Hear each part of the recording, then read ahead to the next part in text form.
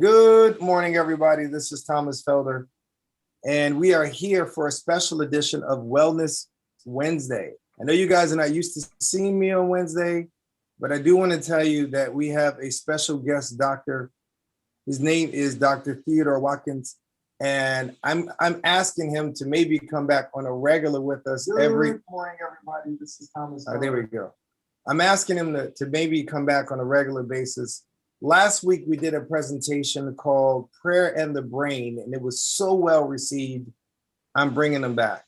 So he is a surgeon by trade, a holistic doctor by choice.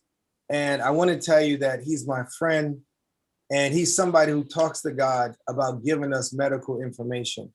So last week, a lot of people were on, they had a lot of questions. This week, he's talking about Alzheimer's. And I believe that this is Brain Disease Month. I think he said something to that effect. But without any further ado, it is my privilege and pleasure to introduce you to the founder of the Watkins Institute. For those of you who are familiar with Dr. Seavey, Dr. Watkins is of that ilk, much more famous locally even than Dr. Seavey, but it is my privilege and my pleasure to introduce or reintroduce to some of you Dr. Theodore Watkins. And he's into a presentation this morning called about Alzheimer's disease. Dr. Watkins, I turn it over to you. Thank you so much. Thank you. Yes, this is Alzheimer's Brain Awareness Month, and we decided to talk to you this morning about Alzheimer's disease. You know, Alzheimer's is a progressive brain disease, and it results in cell death that leads to loss of memory and loss of cognitive functions. You know, we really, well, I don't recall hearing about Alzheimer's disease until about 30 years ago. In fact, the first person that I recall having Alzheimer's disease was a gentleman whose wife and I attended the same church. And after he died, she actually asked me to preach his funeral, the first funeral I ever preached, by the way. But every 65 seconds, someone in the United States developed Alzheimer's disease. Currently, it's about 5.8 million people in this country with Alzheimer's disease. And it's growing.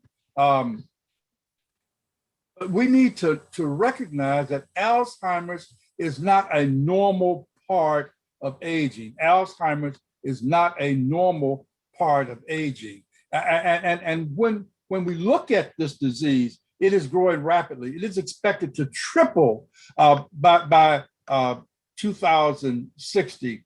And they've looked at the numbers, and I hate to say it, but Black African Americans represent about 12% of the population, 14% of Alzheimer's disease. Whites, 50-60% of the population, 10% of Alzheimer's disease. And Hispanics are right in the middle there, about 12% of disease. Now, there are certain things that seem to be associated with Alzheimer's. Parkinson's disease is one of them. Certain types of infections. There's something called Lewy bodies in the brain. And when this is present, one of the more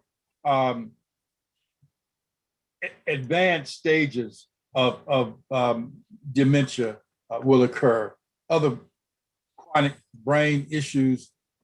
If you're not getting enough rest, and certain medicines actually make Alzheimer's worse. Now, there's a new medicine that was just the first one in 20 years that was just approved by the FDA for Alzheimer's disease. It's one of the monoclonal antibodies. There's actually about 3 of them that have completed stage 3 in terms of research. I hate to tell you, it has been shown not to work. Yet it's going to cost you about $58 $1,000 a year to take this drug. It doesn't work. It gets rid of what we call the amyloid plaques in the brain, which we think it contributes to Alzheimer's disease, but it does not reverse memory loss. There are other things. Saturated fats is one of them that seems to be associated with Alzheimer's disease. And these are fats coming from animals. Some years ago, there were studies done in England, and this doctor, because he talked about this association with a disease in cows. We call it mad cow disease and Alzheimer's. They couldn't get him to shut up, so they put him in jail. Maybe they won't put me in jail. But saturated animal fat has been associated with Alzheimer's. In fact, there's a dementia called cardiogenic dementia. Cardiogenic dementia. What happens if you would look at the brain, cross-section of the brain of someone who dies of Alzheimer's disease? Many of them, the arteries will look just like the arteries of someone who died of coronary or heart disease. And so they call it cardiogenic dementia. Certain vitamins, including vitamin deficiencies, including vitamin A, vitamin B, and vitamin D, has been associated with Alzheimer's disease. Diseases like diabetes, thyroid, heart disease, anxiety, and depression also is associated with Alzheimer's disease. But with all of that, we really don't know the exact cause of the disease. There's probably not a single cause, but we need to recognize that these changes in the brain starts occurring way before we have symptoms. And so we don't want to wait till the last minute to start doing something about Alzheimer's disease. Age seems to be the best risk factor that we know about. But a healthy lifestyle seems to be able to decrease your risk of developing Alzheimer's disease. There have been two large studies, and they extended them over a number of years, which showed that if you got adequate exercise, if you ate the right kind of diet, if you limited your alcohol, and if you did not smoke, you were less likely to get Alzheimer's disease. There seems to be a genetic component to Alzheimer's disease. But one writer says, genes does not equal destiny.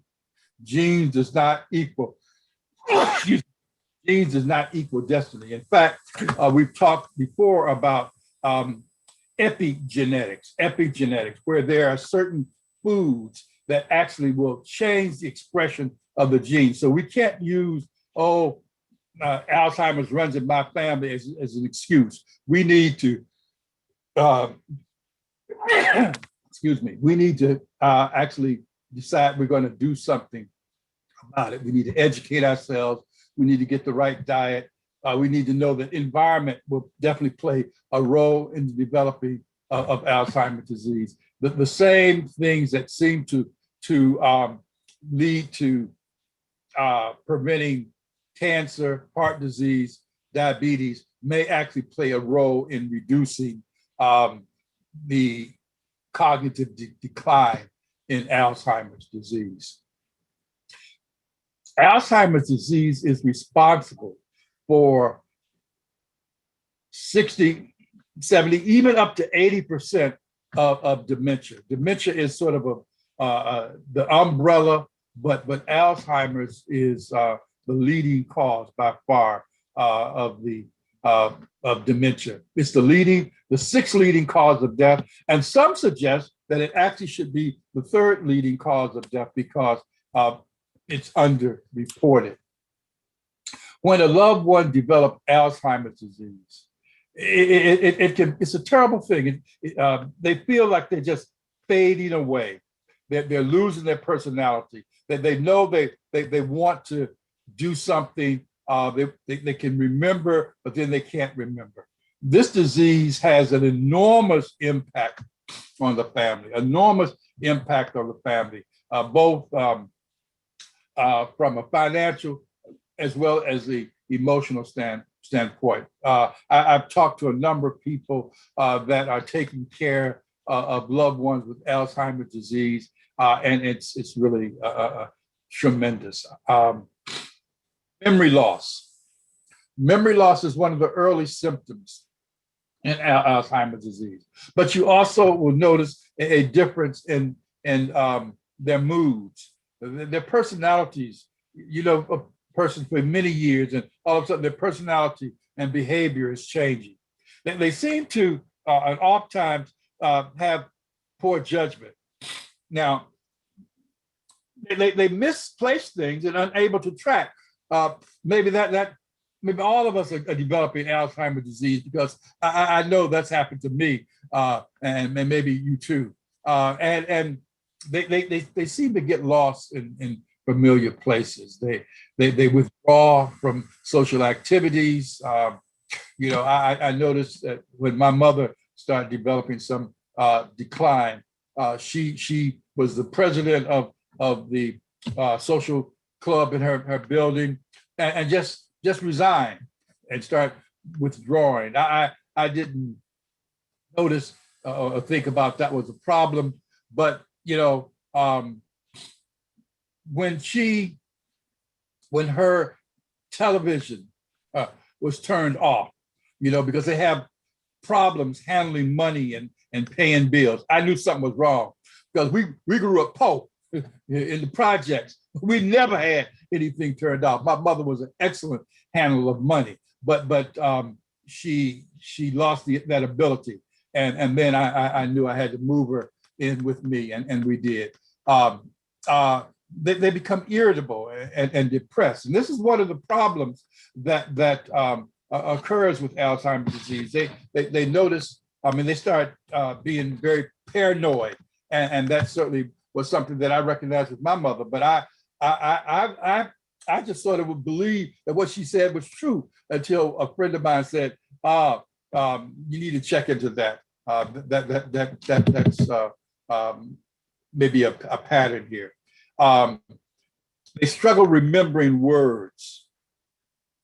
They struggle remembering words and people. They may recognize faces. They have a hard time remembering those names. Once again, I must be getting Alzheimer's, because that happens to me all the time. They have difficulty completing tasks. Now, when we looked at Alzheimer's, we indicated that there are certain vitamins that seem to be associated with Alzheimer's, and one of them is vitamin A. And so we encourage people to eat things like Brussels sprouts that are very high in vitamin A, and because this vitamin A, which is converted into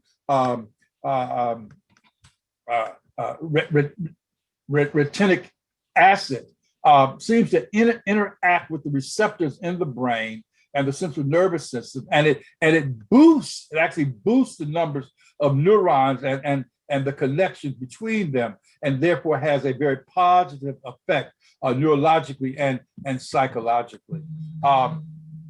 Also, you know, you notice that walnuts seems to be shaped something like the brain. And so if you look at the cross section of a walnut, and researchers have found in India that eating a handful of walnuts seems to slow the progression of Alzheimer's disease, because it has a antioxidative or anti-inflammatory component in the walnuts. So you know, these omega-3 fatty acids. So the same thing could be said of avocado.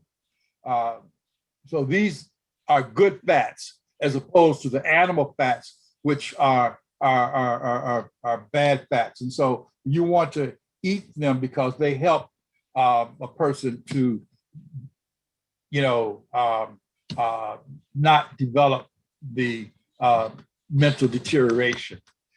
In general, eating a healthy plant-based diet seems to be neuroprotective.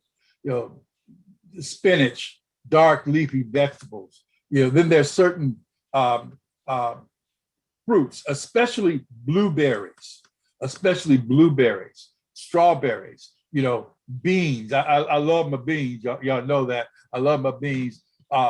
Black beans, lentils. Just about all beans seems to be good. We mentioned walnuts, but studies have shown that macadamia nuts and Brazil nuts also. So all these nuts seem to have a very positive effect.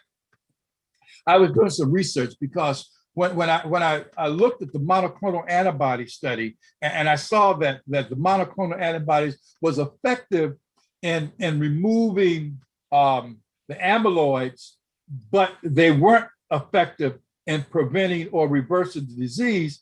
The authors of the article said that maybe they started too late in giving the monoclonal antibody, or that they weren't dealing with the specific amyloid that was causing the problem. I said, well, God knows a little more than man. So what about foods that can help in removing these amyloid plaques? And I looked and I found that there were at least 3 foods. One of them was vitamin D. And vitamin D, in its natural form, the only healthy plant-based food that you can get it from is mushrooms. And these mushrooms have to be mushrooms that's been grown in the sun. Most mushrooms, unfortunately, today are grown in the dark. And so what people are doing, they're treating them with ultraviolet light to produce the vitamin D. But if you have mushrooms grown in the sun, that's even better. Foods that are rich in magnesium, like those Brazil nuts and spinach, are good. Pumpkin seeds. Garlic is really very good because it contains amino acids, L-arginine, that seem to be effective. I mentioned those 3 foods. One of them was turmeric, vitamin D, and omega-3 fatty acids was the things. Coconut oil, olive oil, pycnogenol, which has a very good effect on the immune system in general, is helpful in Alzheimer's. Walking. Walking is very, very important and in preventing Alzheimer's disease, and perhaps even in reversing Alzheimer's disease. You know, when I was trying to leave surgery, and I was really conflicted. I felt that God wanted me to leave, but I was enthralled by the knife, and my friends all told me I was crazy to even consider leaving, but I would become a very prominent surgeon if I stayed in the area. So I called a friend of mine. We had done a lot of community work together. He was the associate director of the Viral Institute at NIH. And I said, Ernie, I believe God wants me to leave surgery and go into alternative medicine, but everybody says I'm crazy. What do you think?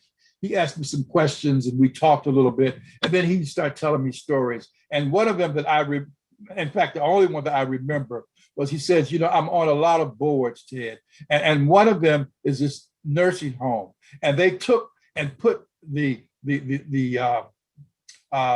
clients on leashes and took them out walking to give them some physical exercise to just help them, you know, in general, physically. But when he got them up to 5 miles a day, they noted that their memories start coming back. And so walking is very, very important.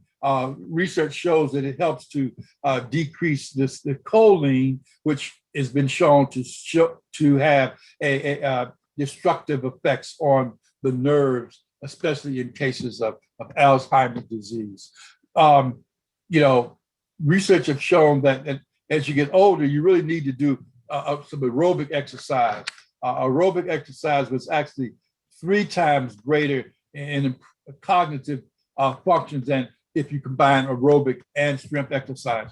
However, I encourage people to also do strength exercising because it helps. It can help with, decreasing back pain and various things. But the point is that aerobic exercise is very, very, very important. And so you need to make sure that you get that exercise in. Lastly, we mentioned already that depression is a major factor. And people who suffer from depression and declining physical and mental ability seems to be more likely to develop Alzheimer's disease. And so we want to make sure that we get that exercise in. I said lastly before with exercise, but this is one of my favorites, that research has shown that music, all right, playing music to people in mental decline, especially music that they're familiar with from, the blast from the past.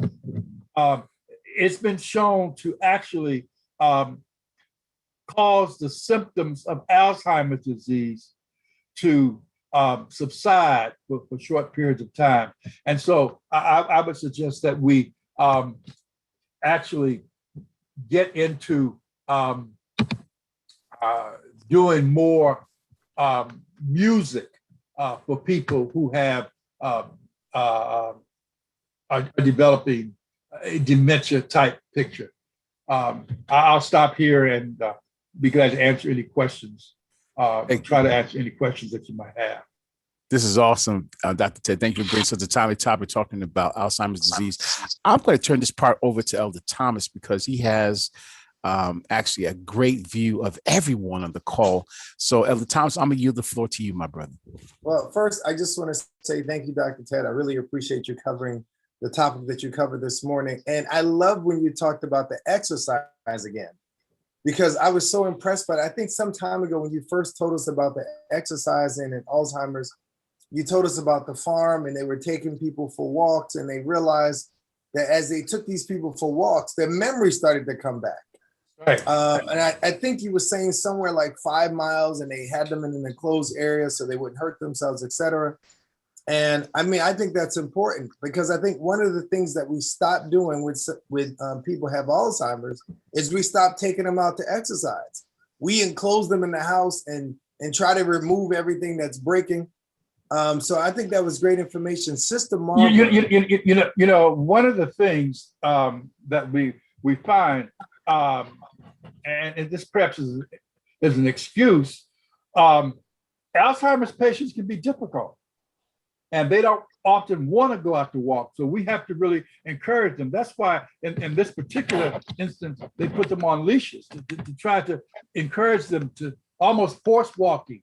But once you get out there and start walking, you start feeling good, and you become much more cooperative. So it appears that the exercising is helpful, but what about those brain exercises, those brain activities like puzzles or crossword puzzles, etc.? There's been a lot of research to show that when you start using your brain to solve problems, to work puzzles, to work these different. One of my friends that I grew up, she has a whole series of things on her phone that she uses every day to play different games and solve these problems, and they seem to definitely affect. But you need to do a combination of things. You need to do those brain games, but you also need to get your exercise, and you need to start eating right. And one of the points that I stress, but we really need to make sure that we don't wait until we start declining to make the changes, because the changes in the brain start way before the symptoms start. And so we need to plan in advance so that we don't have decline. I think people run into a scary place when they retire, because when they retire, they think that they no longer need to stay active mentally and physically. They have a tendency, and this is not for all of you guys who are retired, so y'all don't have to send me mean emails. But a lot of times they just now feel like it's time to get their television remote sit in front of the television and click through on a regular basis. And that becomes their main activity. So, I mean, it's just a word to the wise here. I see my mom. Mom, is that your hand up? You want to Yes. say something? Go ahead. How do you tell when you have Alzheimer's? In 1996, I got stabbed all in my head. And I went to NRH and they did a whole 8 hours of going over. They said I had distortion and short-term memory is out. Now I find myself, I could go to the closet 7 times and I don't know what I'm looking for. And I do the puzzles, I do the walking, I do the diet. How do you know when you have Alzheimer's? I mean, how do you know? Well, generally, you don't diagnose yourself. You know, when I left surgery, went into alternative medicine, I started working with this Dr. Harrison. And one day he said, "Ted, I think I'm developing Alzheimer's disease." I said, "Doc, how many patients have come to you with Alzheimer's to say they have Alzheimer's?" And he laughed. He said, "None." I said, "Well, get out there." I put him on my fast and I put him out walking. And he came back in a few days, you know, he said, "Well, I think you may be right, Ted." But there are other causes of dementia. There are other causes of memory loss and trauma to the brain. Trauma can be physical, but trauma can also be psychological, and it can impact memory and so forth. And so the things that you're doing in terms of walking, eating a good diet, you know, surrounding yourself with outstanding people and doing all the things that you do. You know, I'd hate to see if your brain was working 100% with all the stuff that you do. Brother Thomas, I went to speak at her church. This woman, as you know, is just phenomenal. And so, you know, one of the things we have to be careful is we don't label ourselves. We don't label ourselves. And Dr. Ted, I wanted you to just kind of clarify. Sometimes people forget stuff. It don't mean that they have Alzheimer's. I mean, I used to make fun of my mom. My mom, when we were growing up, she would say, "Anybody seen my glasses?" And I'd say like the glasses that are on your forehead. And I used to make, you know, it was funny to me, but I find myself nowadays looking for my glasses and they'll be right there on top of my forehead. I've done it too. When I left surgery, one of the first things that I did, I started a program in the district called Walk for Life.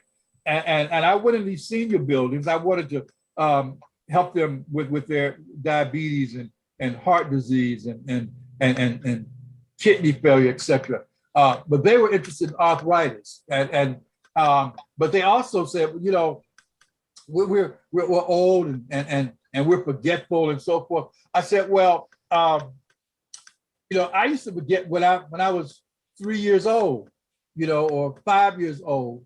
Did I have dementia then?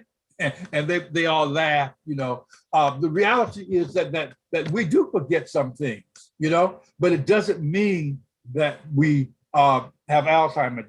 My wife and I, we go to alumni weekend. We always get, there's a young lady that we went to school with that's in Nashville. We always get her because she remembered names.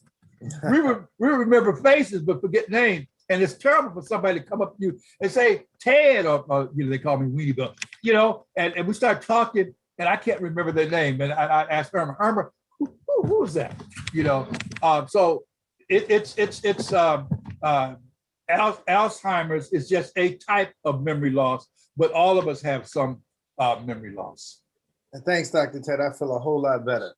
I see Sister Vicky has her hand up. Sister Vicky. Yes, We can't hear you.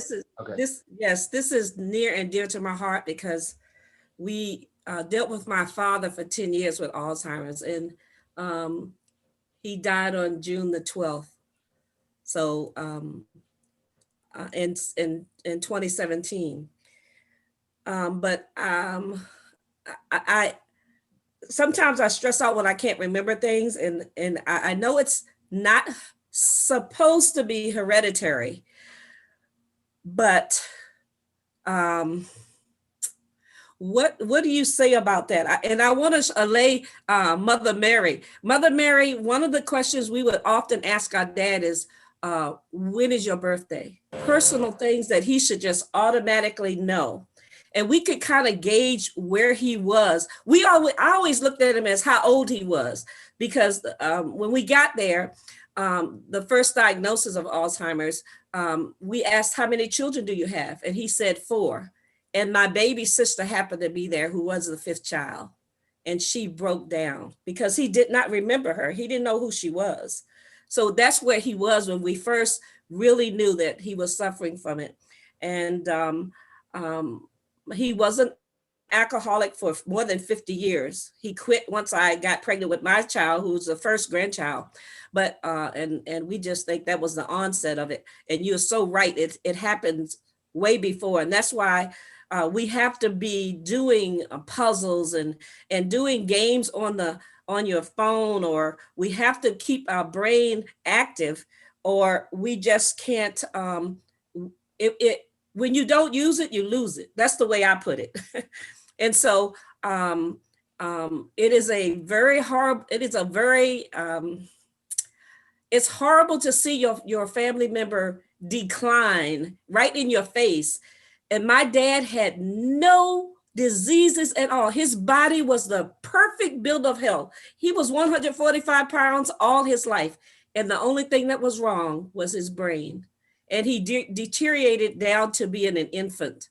And I had to help my mom take care of him, which was one of the most humbling parts of my life, to have to take care of your dad.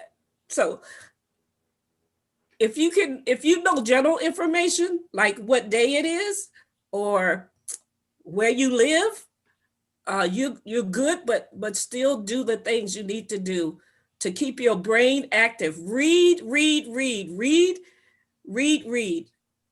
If you can, read the Bible. Amen. That is a great suggestion. Reading and staying active, listening to the Bible, making people get up, having them be active, even if they're retired, find something for them to do. So that way they can engage their minds. And we talked about, last week, we talked about prayer. Prayer. That's right. Prayer helps to stimulate that brain. So, get to praying. And brother, Dr. Ted, one thing is the caretaker. Oh boy. Because they get mean, they get nasty, and they'll curse you out. They'll do things that they've never done before to you. They will hit you. They will become violent. We were determined my dad would not go into a nursing home. My mother would not let us come down and take care of him for her. But the caretaker really needs a break. So if y'all ever have that come into your family, by all means, try to give the caretaker a break. My attitude was, I told my wife, I said, my mother is not going to a nursing home. Yep.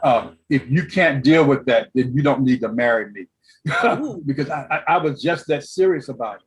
But and we had someone coming in when she got to the point she wasn't able to pay her bills. I brought her to stay with us, and we brought someone in to take care of her and so forth.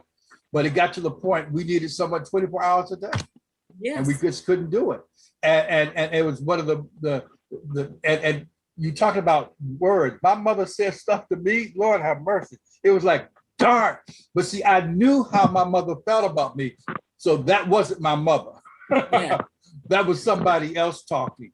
And you have to understand that if you're a caretaker, if you got thin skin, don't be a caretaker, because it can really be a very humbling experience. Yeah, well, we honor my mother because she wouldn't even let the nurses come in to take care of him. And this man was a man who used to beat her. So we just honor her for that. So just be patient, like you said, and love that person, because they are not in their right faculties. Right. We got another question from Sister. Good morning. Vicky. Good morning, Sister Lily. We'll take you, and then we'll take Sister Rita. Go ahead, Sister Lily. I was going over what Dr. Watkins said about, his mama was kind of, quiet, and she had lost everything. We can't hear. We can't hear you. We lost you, Mother Lily. All right. Mother Lily going once. Mother Lily going twice. Do you hear me? We hear you again now. Go ahead, sis.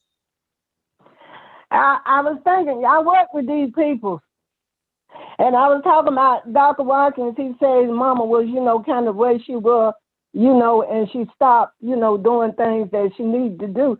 But, those kind of people that you need music with, they're here and kind of wake up. But I had some different kind of patients, and I would, they would say things that is not true. And I would go in and I would say, look at here, that's not right. They get mad and look like it opened up their brain. Yeah. You understand what I'm saying? Look like it does something to their brain, they could they come to a little sense, Yeah, it definitely, there are definitely changes that occurred in how they act. They, as was said earlier, they can become violent. They can say really terrible things to you. Their personality just changes, and so we need to be aware of that. Yes, I would go to the doctor and I kind of diagnose myself. I say, I got Alzheimer's. And the doctor say, stop me right there, put a hand up and say, you don't have Alzheimer's. Because you wouldn't know.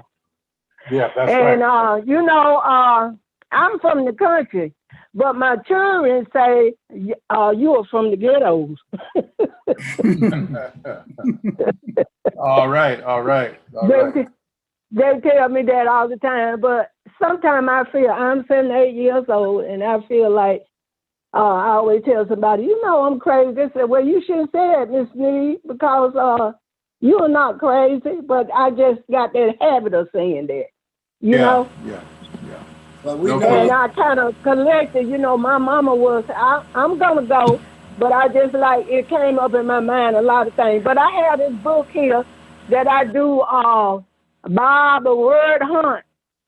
I got all kinds, but this Bible word hunt helped me a lot.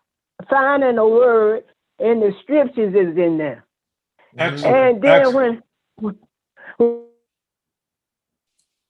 Excellent. That's a very, very good thing to do. My mother, just like Vicki said, my mother died at 92. She was on no medications. But if you go to her, when I go to her apartment, the Bible is always on her bed. She always read that Bible. But then even later, about around 90, that's when she started declining. All right. Thank you, Sister Lily, for your comments. Thank you, Dr. Ted. We have Sister Rita is in the queue. Sister Rita? Good morning. Can you hear me? Yes. Yes. Okay, great. First of all, Dr. Ted, we so appreciate this topic because it impacts so many of us on this call, or those that we know, our friends and family and neighbors and everybody. Recently, you did a program on vitamins, and there was one in particular that you said we should take for a month, about 15,000 milligrams a month. Was that the vitamin D? And would you go over that again? Yeah, vitamin D. I recommend vitamin D, 15,000 international units a day for about 30 days, and then you can drop down to 5,000 a day. The FDA doesn't recommend that much, but they're way behind the times. Now physicians are giving vitamin D. That's vitamin D3. D3. A lot of physicians are giving patients vitamin D2, 50,000 units once a week. But what we find is that we need vitamin D because for some reason, we either are not being exposed to the sun, or the vitamin D, when we are exposed to the sun, we have too many clothes on, or the vitamin D is not being converted from vitamin D2 to vitamin D3, which is the active form. And so there's some research. I know I'm very interested in looking at that deficiency, because I used to do vitamin D levels on all of our patients. I stopped doing them because all of them were deficient. And so even though I don't in general like taking vitamin supplements, vitamin D is something I think that we all need to take. Okay, and then there's a second part to my question. I recently called your office after speaking with you about the herbs and medicinal recommendations that you would suggest for one that's looking to either stop or at least halt dementia, which would lead into Alzheimer's. And your staff, they weren't able to tell me which herbs you would recommend, and said that I should go back to the source so that they could make sure that they're in stock. So which herb in your practice would you recommend for dementia? So there's a, if you just text me your email address, I can send you, I've developed a whole list of things that people can do for dementia. And you know, I'll be glad to share that with you. Okay, great. I'll text you this morning.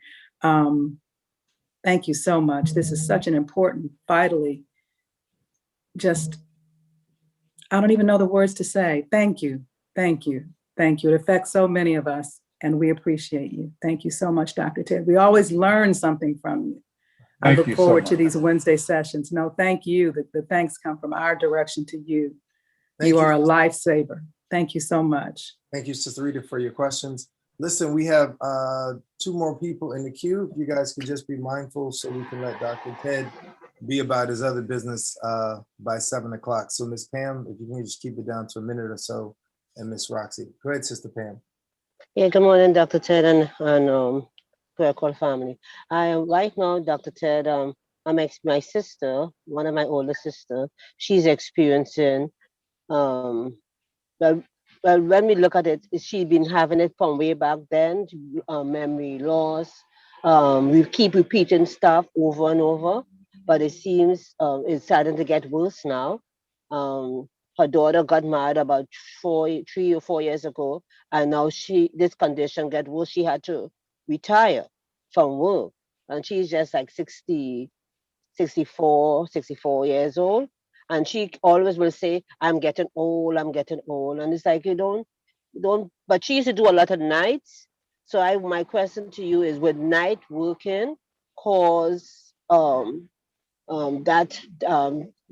decline in memory? Would that have a factor in doing that? She did nights for many years and she wasn't getting enough sleep. And I think she has, her brain is kind of decreasing. But she is getting worse. And then when you talk to her, because she was very good with memory, she would tell you this, she can give you directions. Now she does a lot of walking. And so my thing is, sometimes she seems like she has selective amnesia. So is that part of this dementia? So what I'm hearing is one, I think you have to look at depression. I think there's a component of depression with her. And that needs to be addressed. The loss of family and so forth. Night working and the sleep patterns, and I probably need to do something on that because there's definitely some changes that occur with people who work at night. One of my friends may even bring her on with me. She did a study. She's a PhD in nursing. She did a study on nurses in shift working and how it impacts. And so it definitely has an impact on our brains and so forth. But we need to know that Alzheimer's basically starts at age 60, 65. You know, the vast majority of people with Alzheimer's disease are over the age of 65, all right? So some of the mental changes, the memory changes and so forth are probably something other than Alzheimer's disease. Okay. All righty. Thank you. Thank you so much, Thank you, sir. Sister Pam, and thank you for your answer, Dr. Ted. We have Sister Roxy in the thread. Before we come to you, Sister Roxy, Sister Marva said on YouTube, she said, it is a very sad disease, especially if it's your own, that you have to take care of, not knowing who you are and being combative. So if you're taking care of a family member, your mother doesn't know who you are, a father, etc. She's saying that adds stress to the caregiver. She also said D3 is the underrated vitamin. And Sister Pearlie said, thank you for sharing, Dr. Ted. Those are just a few comments from YouTube. Sister Tibia says that she was a caregiver for 7 years for her mother. And doctor says she would be brain dead if she survived. She said her granddaughter prayed every day, read the Bible. She loved doing word research, playing solitaire, and that helped restore her brain from a hematoma to the brain. She said prayer is the key. And that goes right along with what you said last week, Dr. Ted. We underestimate the power of prayer. Last caller for today is Sister Roxy. Sister Roxy, you're our last caller for today, and then we're going to land the plane and give everybody an opportunity to see Dr. Ted's website and also get his contact information. Sister Roxy? Yes, good morning, Elder Thomas and everyone, Dr. Watkins. Morning.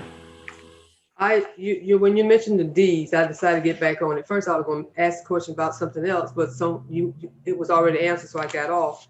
But then when you mentioned about the 2 D's, D2 and D3, I know that my daughter is taking 50,000 units per week, but it's only 1 time a week. So I'm thinking she's on the D2 that the doctor has prescribed for her, is prescribed. That's correct. And so what is the difference between the two? Because I went and bought D3, but I bought 2 types of D3s. One was in the pill form, the other was in the gel form. The gel form is better for me. I realized when I found it. Nature's Made was the name of it. And what have you. So what is the difference between the two? So in order for anything to work in the body, it has to be active. All right. And so when the body produces D2, but that D2 has to be converted to D3 in order for it to be able to do its job in metabolism, the immune system, and so forth. And this occurs in the kidneys and in the liver. And so there are enzymes in the body that helps to do that. One of the things that I'm looking at is are there things that we're eating that's disrupting those enzymes, that's preventing the conversion? But it needs to be in an active form, otherwise it won't work. And so that's why we just recommend people go ahead and take D3, which is the active form of vitamin D. Okay, the active. Okay. So now and just one other thing. I do know that there is an enzyme deficiency that is in the bodies, our bodies, and that is called the G6PD. Does that have anything to do with it? Are you familiar with that? Yeah, that doesn't have anything to do with vitamin D. No. Okay. All right. Thank you. Thank you so much, Sister Roxy. We really appreciate it. Listen, we just want to take a minute and pivot to Dr. Watkins' website. So just bear with us for a second here. I want to give anybody the opportunity who wants to get any of the supplements that he offers, also the ability to be able to contact him. This is his website. It's called TWI Living, TWI Living. And if you go right up on the left side of it, it has TWI Online. It has his events, even has recipes. He has registration forms, podcasts. He has his contact information, which is on here. And let me see, let me drop that in the Zoom for everybody. Let me see what pops up here. Hang on.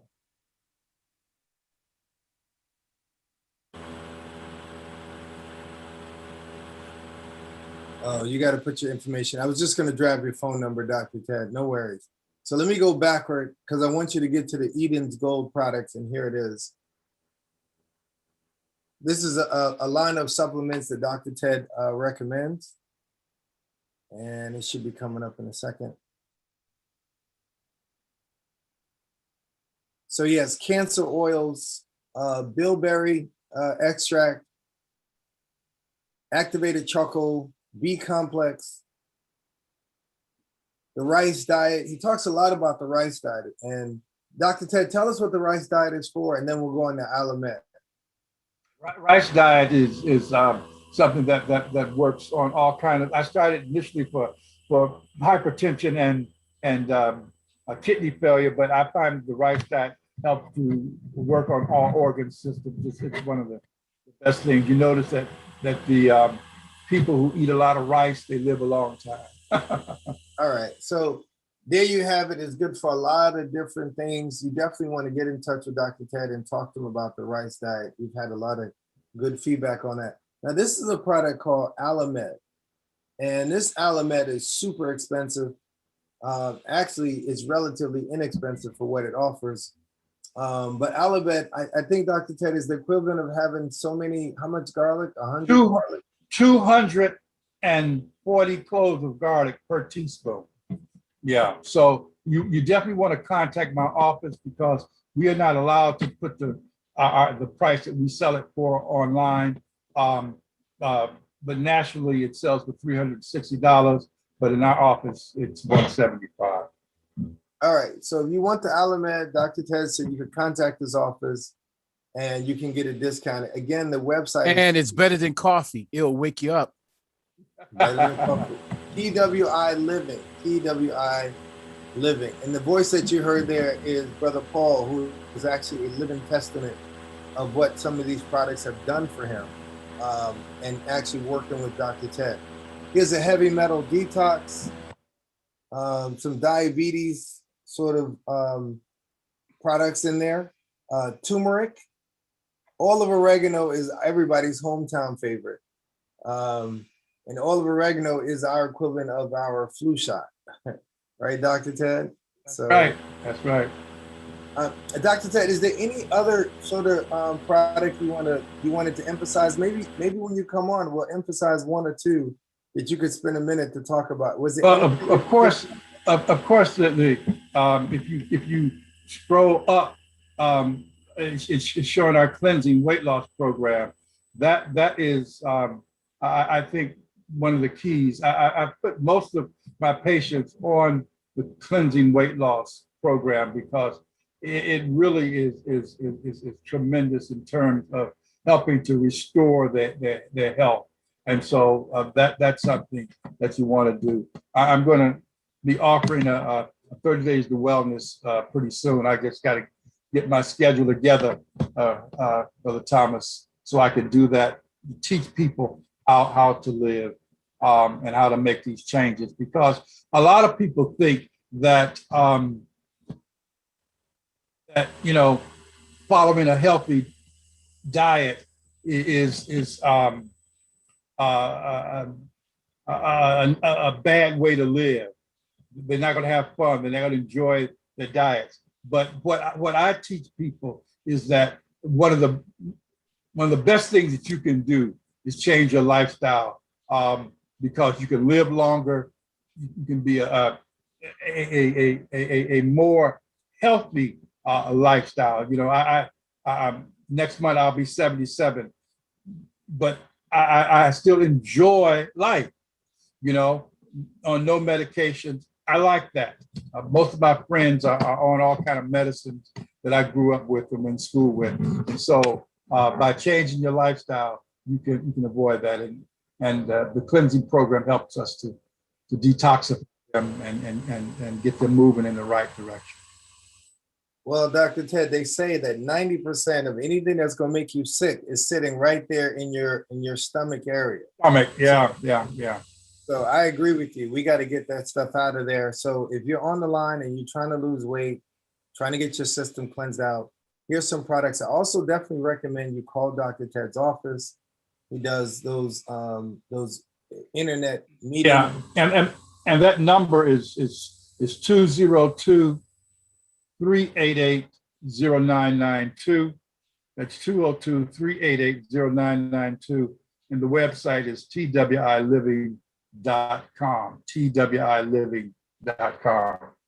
Awesome. With your permission, I'm putting your number on the YouTube channel. Is that all right? That's fine. All right. So let me put the number 202-388-0992.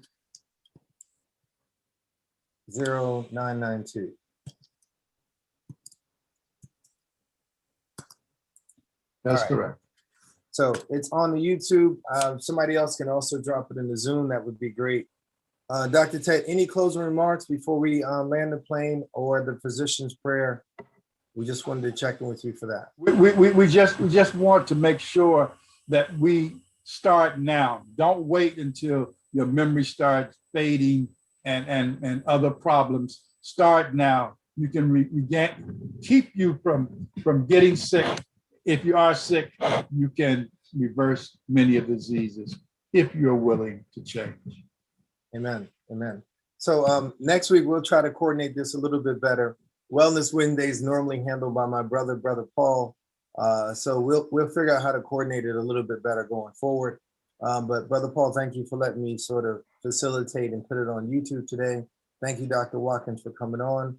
Dr. Watkins, can you close us out quickly with a physician's prayer before we land the plane? Our kind and most gracious Heavenly Father, we thank you for mercies. Thank you for grace. Thank you for information that you give us. Thank you for the healing foods that you give us. Give us the sense to use the methods that you give so that we can have the health.